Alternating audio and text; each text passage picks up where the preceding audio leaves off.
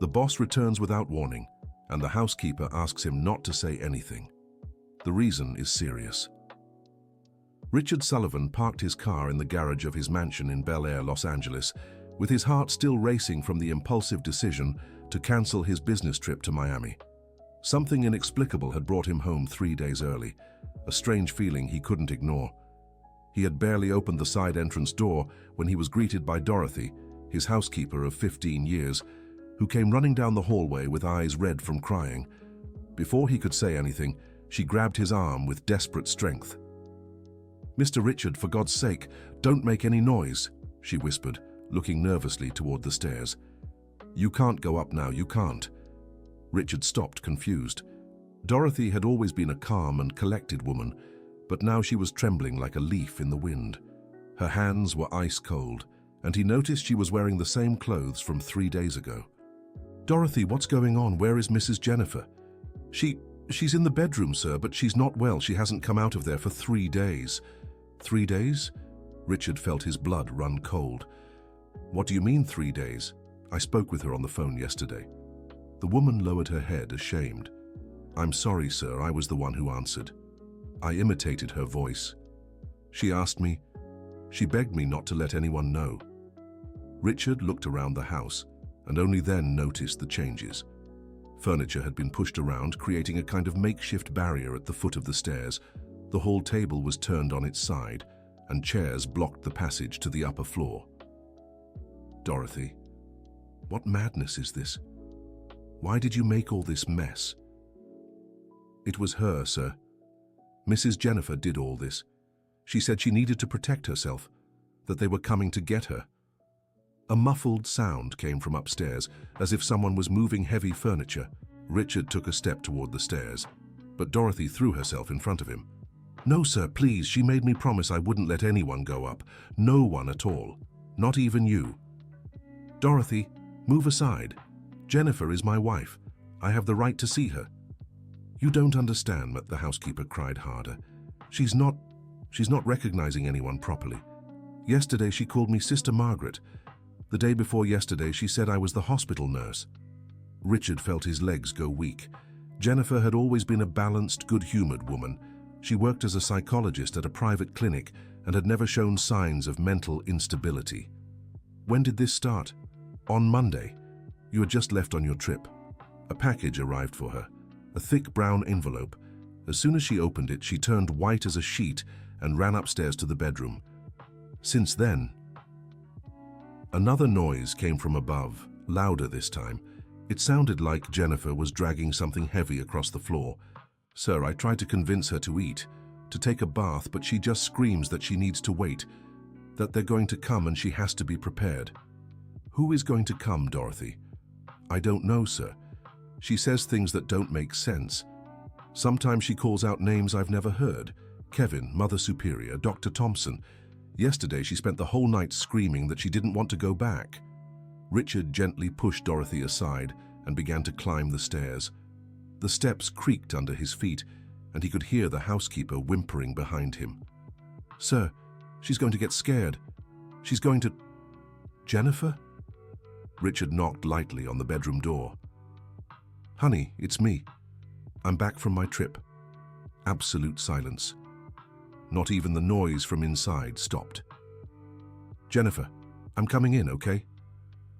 Richard turned the doorknob and pushed the door open. The bedroom was in complete chaos. The curtains were closed and torn in places. Clothes were scattered on the floor. Drawers were open, papers everywhere. Jennifer was sitting in the darkest corner of the room, hugging a pillow, her hair disheveled and her gaze lost. "Who are you?" she asked in a hoarse voice. "Did you come to take me away?" Richard felt his heart shatter. The woman he had been married to for 22 years was looking at him as if he were a complete stranger. Dear listener, if you're enjoying the story, please take a moment to like and especially subscribe to the channel. It really helps us who are just starting out. Now continuing. "Jennifer, it's me, Richard, your husband." She shook her head vigorously. No. Richard is gone. He always leaves. You're from the hospital, aren't you? Did you come to take me back there?" Dorothy came up the stairs and entered the room, carefully approaching Jennifer.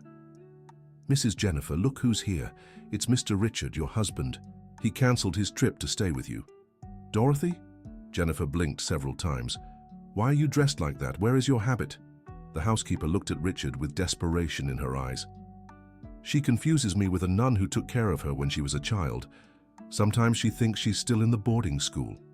"Boarding school?" Richard approached slowly. "Jennifer never told me she studied at a boarding school."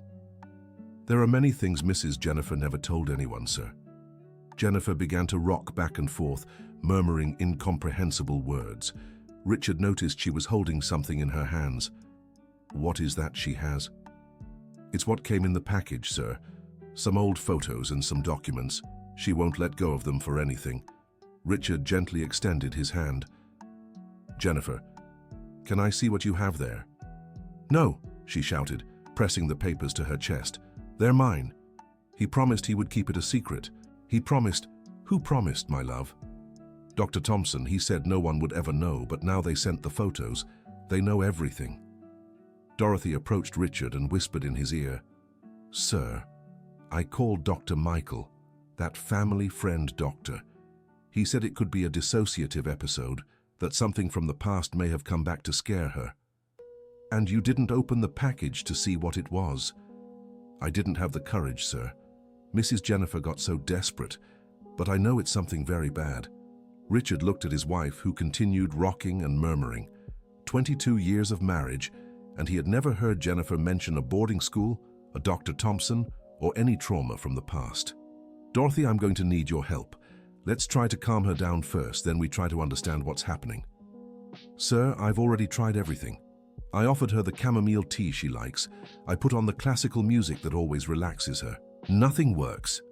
Jennifer stopped rocking and looked directly at Richard. For a moment, her eyes seemed to focus on him. "Richard?" Her voice was different, younger. "Did you come to visit me?" "Yes, my love. I'm here." But you can't be here. Boys aren't allowed in the girls' dormitory. The Mother Superior will be furious." Richard and Dorothy exchanged glances. Jennifer was clearly reliving some memory from her adolescence. "How old do you think you are now, Jennifer?" 17, why do you ask?" She laughed, a strange and fragile sound. "Did you forget my birthday? It was yesterday. Sister Margaret made a chocolate cake." Dorothy touched Richard's arm. "Sir, she gets like this sometimes. She goes back in time, thinks she's still in school." "Jennifer," Richard sat on the floor beside her. "I need you to tell me about Dr. Thompson. Who is he?" Jennifer's face changed. Fear returned to her eyes. "I can't talk about him. I promised it would be a secret." "How if I tell, they'll send me away from school?" "They won't send you away. You're safe here. This is your home." "This is not my home. My home is far from here. Daddy brought me to the school and said I could only come back when I behaved properly." Richard felt a tightness in his chest. Jennifer had never mentioned problems with her father. She always spoke of him fondly as a kind man who had passed away early. "Jennifer, what did you do wrong for your father to bring you to the school?" She began to cry. "I can't tell. It's a sin. The Mother Superior said God doesn't forgive girls who do dirty things." Richard felt anger growing inside him. He was beginning to understand that his wife had suffered some kind of abuse or religious trauma in her youth. "Dorothy, could you come down and prepare some strong tea? That herbal one that calms you down?" "Of course, sir." When they were alone, Richard gently held Jennifer's hand. "My love, I want you to know you can tell me anything. You can. I won't judge you. I won't get angry." "You're not Richard," she said, confused again. "Richard is younger.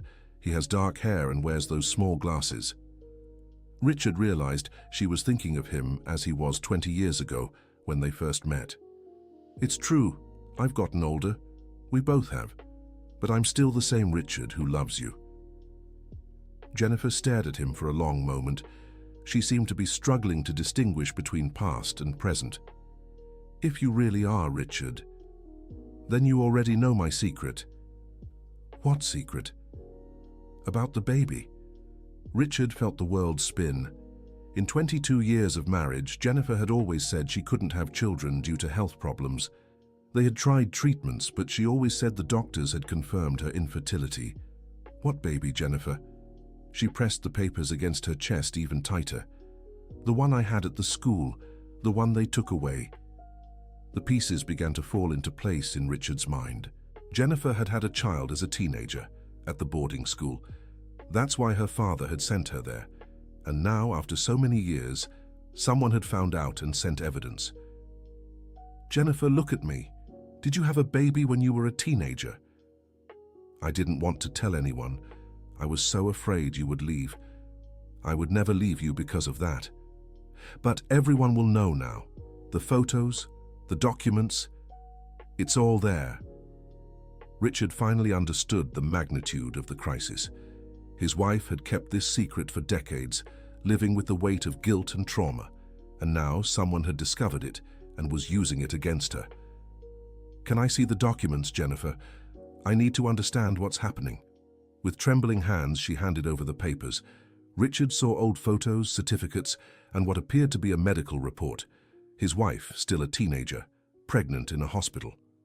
The doctor's name was Dr. Thompson, and there were documents about adoption. Jennifer, did you give the baby up for adoption? They said it was for the best, that I was too young, that I couldn't manage. Dr. Thompson said she was going to a good family. Richard felt tears stream down his face. He imagined the frightened teenager his wife had been, alone and forced to make a devastating decision. And you never knew anything about him again? Her, Jennifer corrected. It was a girl. I chose the name, Emily.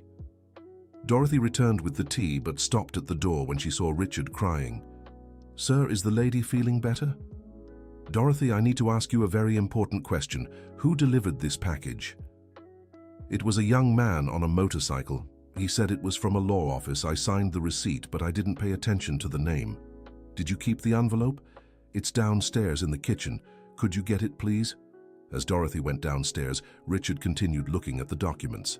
There were addresses, names of institutions that no longer existed, and at the end of the packet, a recent letter. Mrs. Jennifer Sullivan, my name is Emily Thompson Walker.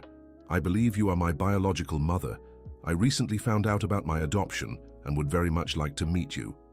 I don't want to cause problems in your life, just satisfy a curiosity that has followed me for years. If you agree to meet me, my phone number is... Richard finished reading the letter with his heart racing. Jennifer's daughter had found her and wanted to meet her, but Jennifer, overcome by trauma and fear, had interpreted it as a threat. Jennifer, your daughter doesn't want to harm you. She just wants to meet you. What do you mean? Look here, she wrote a letter. Emily, the name you chose. She grew up, became an adult woman, and now wants to meet you. Jennifer took the letter with trembling hands and read slowly. As she read, her expression changed. Fear gave way to surprise, then to hope. She's alive. She's alive and wants to meet her mother.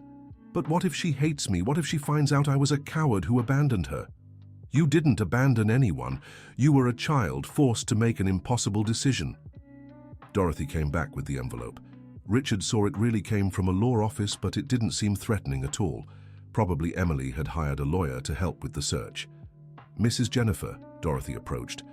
Would you like me to warm up the tea? Jennifer looked at the housekeeper with clearer eyes.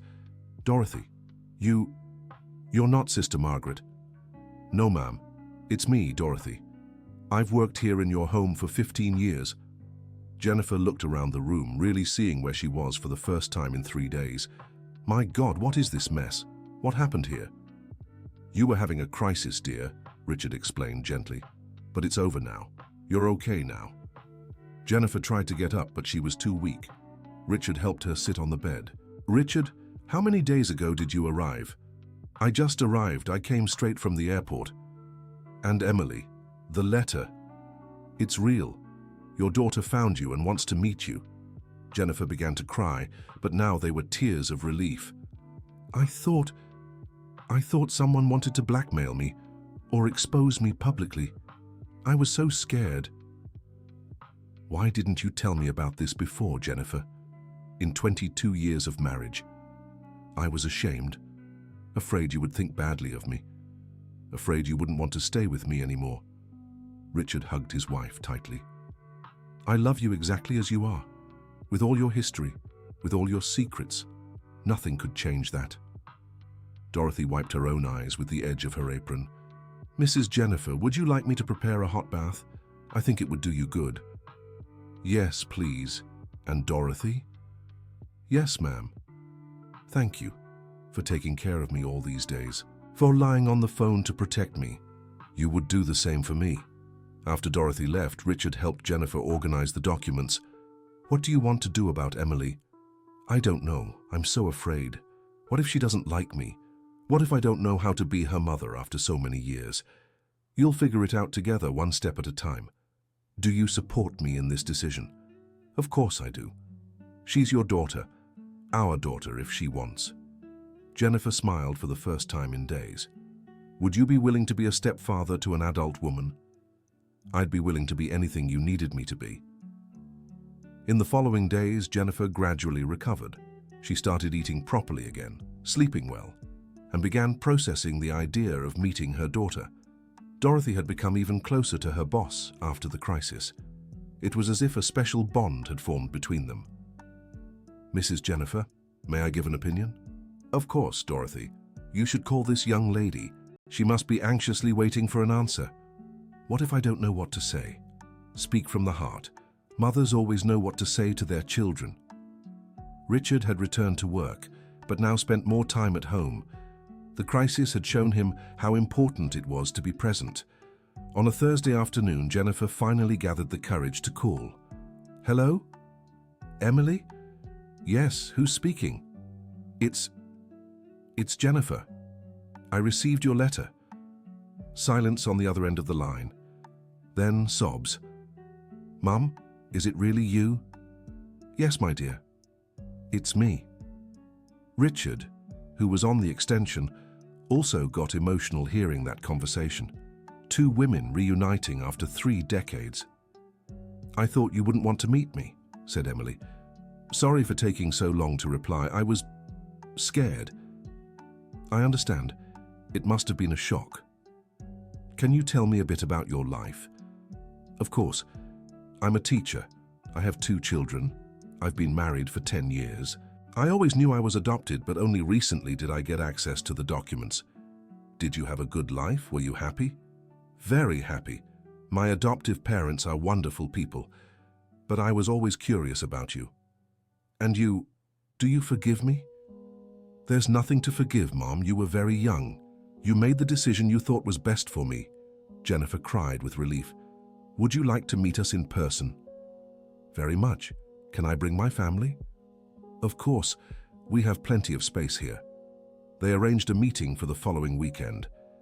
Jennifer spent the next few days in a state of anxiety and anticipation. Dorothy helped tidy the house, prepare special food, and make everything perfect for the meeting. Are you nervous, Ma'am? Asked the housekeeper. Very. What if she doesn't like me when she sees me? Mrs. Jennifer, you are a wonderful person. She will love meeting you. On Saturday morning, the doorbell rang. Jennifer, Richard, and Dorothy were all nervous. Richard opened the door and saw a woman about 30 years old, with features that reminded him of Jennifer. Next to her, a man the same age and 2 small children. Jennifer! Emily looked over Richard's shoulder. Jennifer appeared behind her husband, trembling. Mother and daughter looked at each other for a long moment, recognizing similar physical characteristics in each other. Hi, Mom. Hi, my dear. They hugged right there at the door, crying. Richard felt a lump in his throat seeing that reunion. Come in, everyone come in, he said, wiping his own eyes. The house filled with life and joy. The children ran around the garden. Emily's husband talked with Richard about work, and Dorothy spoiled everyone with sweets and snacks.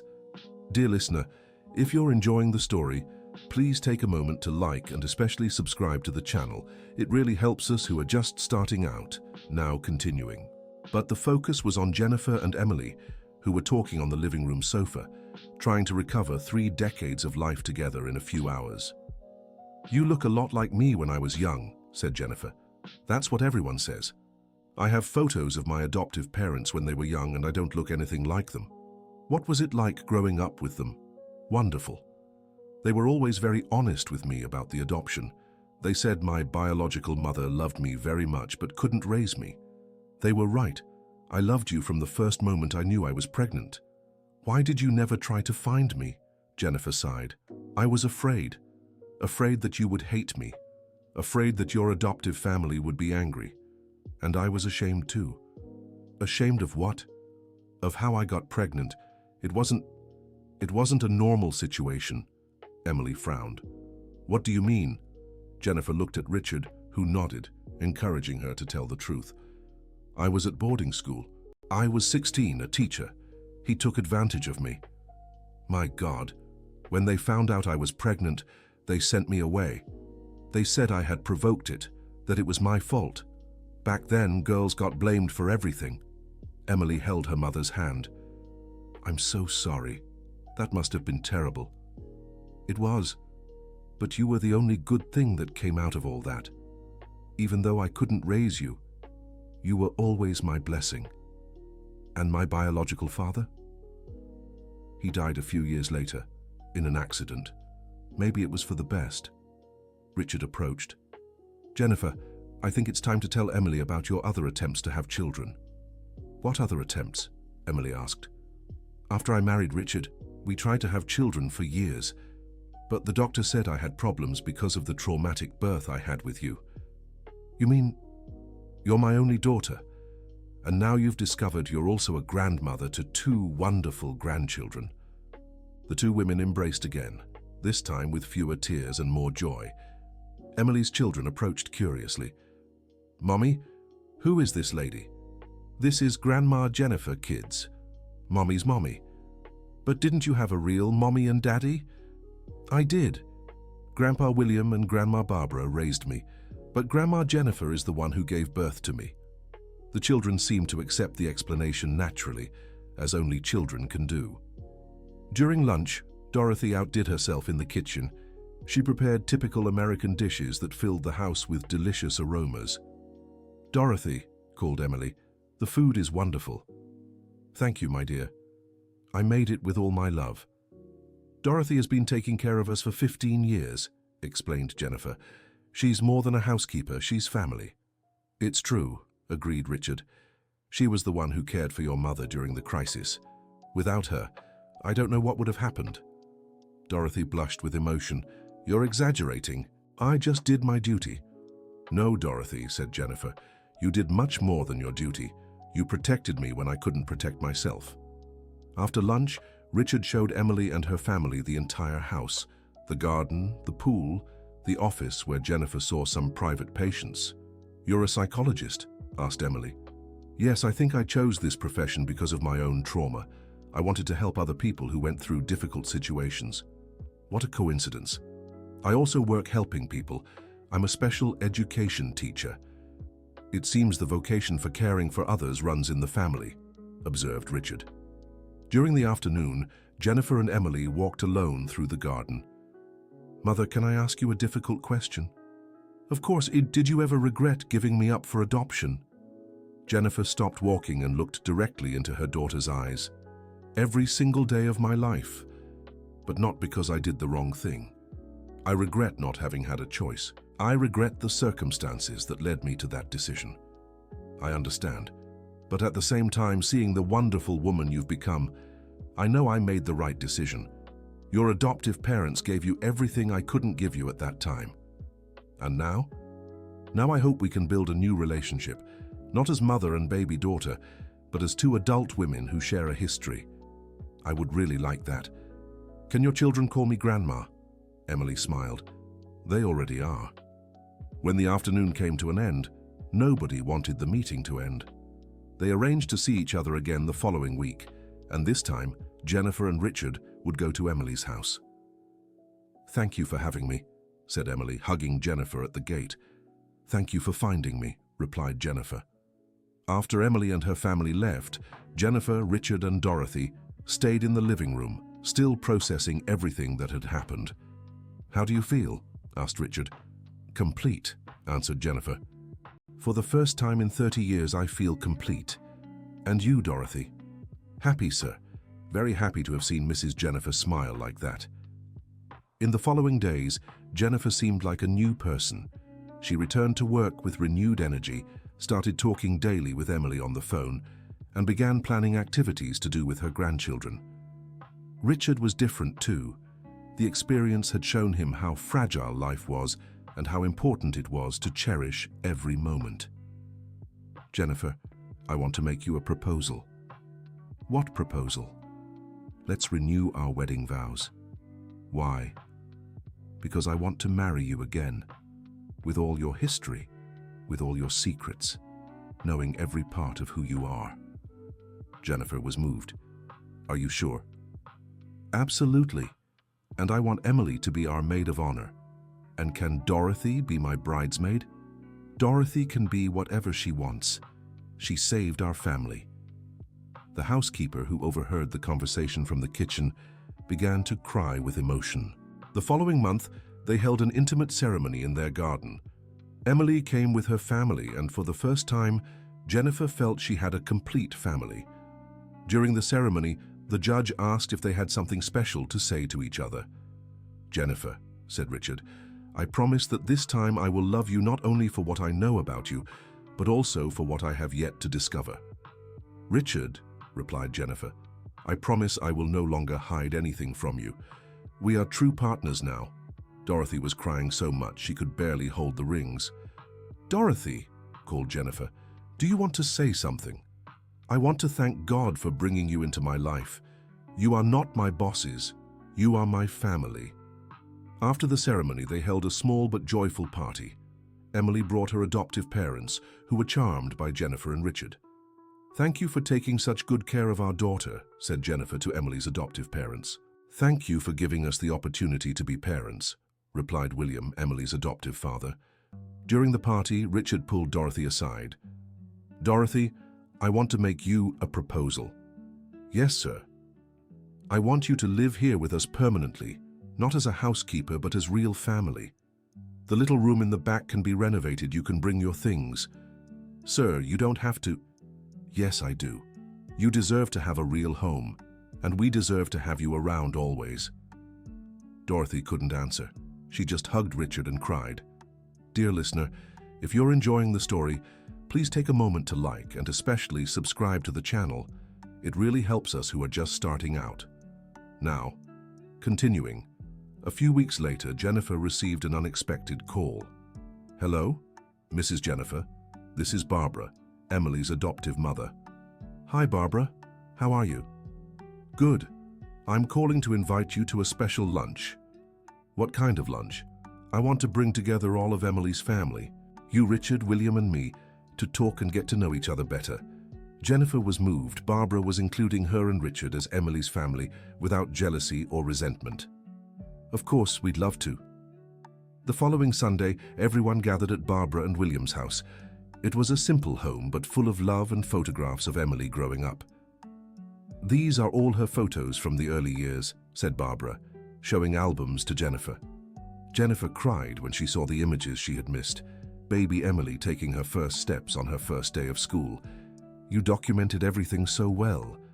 We always knew that one day you might appear. We wanted to be prepared to share these memories with you." William approached. "Jennifer, I want to tell you something. Emily has always been a special girl. She had an impressive inner strength. Now I understand where that came from." "She takes after me?" "Definitely. And also Richard, from the caring way he treats people." During lunch, they planned activities to do all together. Trips, birthday parties, holidays. "I think Emily is a very lucky girl," said Richard. "She has 4 grandparents for her children, 2 fathers, a mother. A big family is a blessing." Back home, Jennifer was radiant.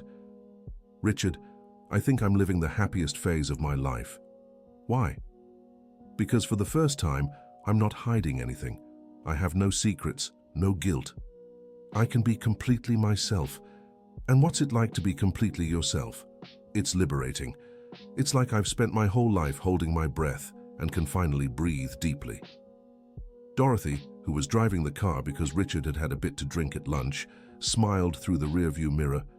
"You deserve this happiness, Mrs. Jennifer. You suffered for so long keeping everything to yourself. That's true, but I think everything happened at the right time. If Emily had reached out to me earlier, maybe I wouldn't have been ready. And now you are. Now I am. And I want to make the most of every second of this second chance. In the following months, the family's life took on a new routine. Emily came with the children every weekend. Jennifer had turned one of the rooms into a grandkids' room, full of toys and books. Richard discovered he was a devoted grandfather, teaching the children to swim in the pool and telling them stories before bedtime. Dorothy officially became the boys' pretend grandma, and they adored her, always asking her to make raindrop cakes. "Grandma Dorothy, can you make more raindrop cakes?" asked the oldest grandson. "I can, my angel, but first you all have to eat your lunch properly." Jennifer watched these interactions with a permanent smile on her face. Her house had turned into a real home. One day, Emily arrived with a proposal. "Mom, I want to tell you something." "What is it?" "I'm pregnant again," Jennifer screamed with joy. "Really? Really? And I want you to be with me throughout the whole pregnancy. I want you to be there when the baby is born. You'd let me do that? Of course, you missed my entire childhood. You won't miss your grandchild's childhood." Jennifer cried so much that Dorothy had to bring her a glass of water to calm down. "Mrs. Jennifer, you're going to be a hands-on grandma," said Dorothy, emotional. "I am, right? I'll get to see everything I missed with Emily." During the 9 months of Emily's pregnancy, Jennifer dedicated herself entirely to being the mother and grandmother she had never been able to be. She went to doctor's appointments, helped set up the baby's room, and took part in the baby shower. Richard also got fully involved, buying clothes and furniture for the new grandchild. "You're more excited than the mother herself," joked Emily. "It's just that I'm going to be a grandfather for the first time. It's different from being a father." "How so?" "When you're a father, you're always worried about whether you're doing everything right. When you're a grandfather, you can just enjoy the joy." Dorothy was also excited. She had knitted blankets, booties, and little hats for the baby. "Dorothy, you knit?" asked Jennifer, surprised. "I learned when I was young. My mother taught me. I never had the chance to use this skill until now." On the day of the birth, everyone was at the hospital. Jennifer held Emily's hand during labor, experiencing something she had missed 30 years earlier. "Mum, thank you for being here with me. Thank you for letting me be here." When the baby was born, Jennifer was the first person besides the doctors to hold him. "He's a beautiful boy," she said, crying. "Do you want to know the name we chose?" asked Emily. "I do. Richard Jennifer Walker." Richard after Grandpa, Jennifer after Grandma. Richard, who was on the other side of the room, also started to cry. "You didn't have to." "Yes, we did," said Emily's husband. "You are the pillars of this family." In the days that followed, Jennifer temporarily moved into Emily's house to help with the newborn. It was a completely new experience for her. "Mum, you're a natural grandma," said Emily, watching Jennifer change the baby's diaper. "I'm trying to make up for lost time." "You don't have to make up for anything. You're here now. That's what matters." Dorothy came every day with ready-made food and extra help. "You can't get too tired," she said, organizing the house and taking care of the older children. "Dorothy, you never stop," said Jennifer. "I just can't help myself when it comes to family." 1 year after little Richard Jennifer was born, the family decided to throw a big party to celebrate all the reunions and new beginnings. They invited Barbara and William, their closest friends, along with some of Jennifer and Richard's co-workers. During the party, Jennifer asked for everyone's attention. "I'd like to make a toast." "To what?" asked Richard. "To life. For all the twists and turns it gives us, for all the secrets it forces us to face, and for all the second chances it offers." "And also to Dorothy," added Emily. "If it weren't for her, my mother wouldn't have survived that crisis, and we never would have found each other." Everyone raised their glasses. "To family," said Richard. "To family," everyone repeated in unison. Dorothy, emotional in the corner of the room, wiped her eyes with her apron. "Why are you crying?" asked one of the children. "These are tears of happiness, my dear. Sometimes we cry when we're very happy." Later, when everyone had left, Jennifer, Richard, and Dorothy sat in the garden. "You know what I was thinking," said Jennifer. What? That the day you arrived and found me in crisis was the turning point of my life. How so? If you hadn't come that day, if you hadn't insisted on coming upstairs, if Dorothy hadn't taken care of me, I might have lost my mind forever. Or you might have recovered on your own, said Richard. No, I needed both of you. I needed your love and Dorothy's protection. Alone, I wouldn't have made it. Dorothy stood up to collect the last glasses. You would have always managed, Mrs. Jennifer. You just needed a little nudge. Dorothy? Yes? Thank you for giving me that nudge, for lying on the phone, for protecting me, for taking care of me when I couldn't take care of myself. You would do the same for me. I would, and I will, whenever you need. Richard watched the two women affectionately. Dorothy had become much more than an employee. She was the guardian of the family, the person who kept everything running behind the scenes. Dorothy, can I ask you something personal? Of course, sir. Why did you never marry, never have children? Dorothy smiled sadly. I was always too busy taking care of other people's children, and I guess I never found someone who understood this calling I have to care for others. Do you regret it? No. I've taken care of many families throughout my life. I've seen many children grow up. I've been part of many stories. I think I've had a rich life. And now? Now I have you. I have Emily, the grandchildren. I have a big, loving family. What more could I want? Jennifer stood up and hugged Dorothy. You are a special person, one of those people God puts on this earth to take care of others. You are too, Mrs. Jennifer. You take care of people through your work as a psychologist. That's true, we are both caregivers. Richard joined the hug. And me? What am I? You are the provider, said Jennifer. The one who keeps everything running so that we can take care of others. I like that definition. That night, the three of them stayed up late talking about life, about how fate had brought their stories together so unexpectedly. You know what I've learned from all this? Said Jennifer. What? That there are no coincidences.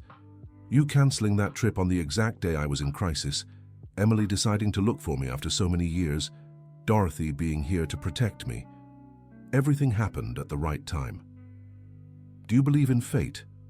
I believe some people are destined to meet, and that some stories need to be told at the right moment. Dorothy yawned. I think it's time we went to sleep. Tomorrow the grandchildren are coming early. That's true.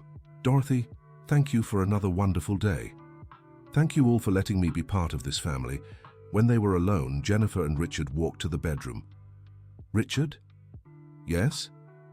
Do you regret marrying me without knowing my full story? Never. And you? Do you regret keeping it a secret for so long? I do regret it. Not out of shame, but because I kept you from knowing this part of me, because I kept Emily from having a grandmother during her childhood. But now everything is in its place. Now everything is in its place. Jennifer fell asleep that night with a feeling of peace she had never experienced before. For the first time in her life, she had no secrets, she had no guilt, she had no fears. And in the mornings that followed, when Emily arrived with the children, when Dorothy prepared coffee with that special care, when Richard played in the garden with the grandchildren, Jennifer knew she had found the true meaning of happiness. It wasn't a perfect happiness without problems. It was a real happiness built on truth, love, and mutual acceptance. It was the happiness of a family that had found each other not in spite of their scars, but because of them. Because sometimes the wounds of the past are exactly what lead us to the blessings of the present. And sometimes the person who asks you to be quiet is actually keeping the greatest gift of your life. Jennifer would never hide anything from anyone again. Richard would never travel without properly explaining when he'd return. Dorothy would never feel like just a housekeeper again. And Emily would never feel like an orphan again. Because family isn't just who raises us, it's also who finds us. It's who accepts us. It's who takes care of us when we can't take care of ourselves. And sometimes the best families are the ones that form throughout life, piece by piece, heart by heart. Like the family that Richard, Jennifer, and Dorothy built together, starting from that day when a boss came back without warning and a housekeeper asked him to be quiet. The reason was truly strong, strong enough to change all of their lives forever. End of story. Now tell us what you thought of the story and where you're watching from. If you have something to share with us, leave it in the comments with sincere words. Do you believe Jennifer made the right decisions? We would love to read your opinion.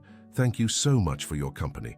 Don't forget to leave your like, and most importantly, subscribe to the channel so you don't miss other moving stories.